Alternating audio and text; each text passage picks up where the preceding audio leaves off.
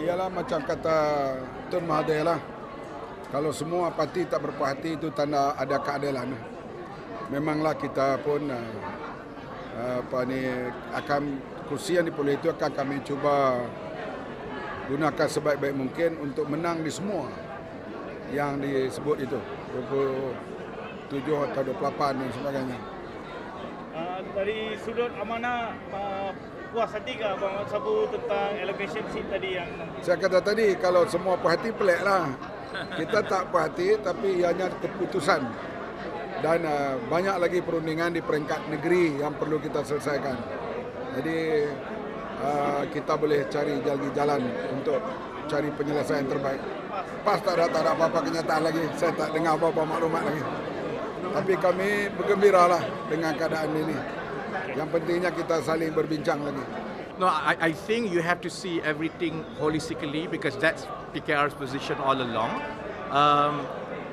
The announcements today basically resolve two problems which previously have plagued Pakatan in its previous forms, the Pakatan Rakyat and before, is two problems, two sides of the same coin, which is a question of seat negotiation and seat allocation as well as leadership. Because if we don't resolve this early, closer to election, there'll be a lot of crossfires, friendly fires, because the closer to election, the more the emotion. So I was the negotiating team from PKR.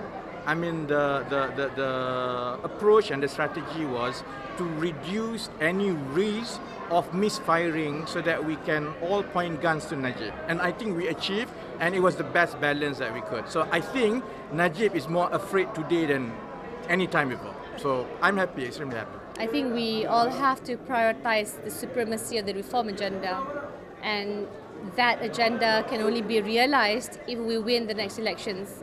And one of the key presets to winning the next elections is a united opposition. So I respect the decision of the grouping of the component parties, and certainly you can't please everybody, but I think everyone understands the overriding objective and priority is to salvage Malaysia's future and to win over voters. So you have to spell out how the reform agenda, which can bear fruition from winning elections, can be realized to affect people's daily lives.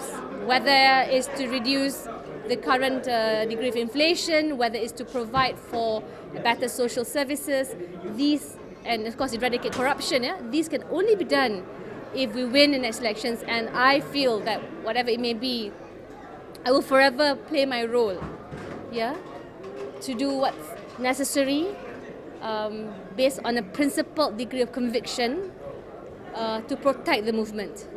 I really deeply appreciate the role that AMANAH played, as well as a lot of KEADILAN leadership throughout Malaysia, because it is not easy. It takes a huge degree of magnanimity to get to this level and reduce the comfort level that you're used to. But at the end of the day, the reform agenda doesn't just belong to us. We want more people to embrace it. In fact, I already reiterated this earlier, we even want Dato' Seri Najib Razak to embrace reform, because the system is broken. The system will create and enable more dictators after Najib. So we do need to fix it. We need a Prime Minister that cares for the well-being of the nation. And this starts, with the readiness to sacrifice ourselves. So even want rakyat to sacrifice, to focus on winning, we prove it from our own worth and deed. Ya, saya fikir itu keputusan yang bijaksana yang telah pun kita sepakati secara bersama. Dan selepas ini adalah untuk move forward, pandang ke depan dan untuk menguruskan perkara-perkara yang berkaitan dengan kemenangan, khususnya memenangi pilihan raya.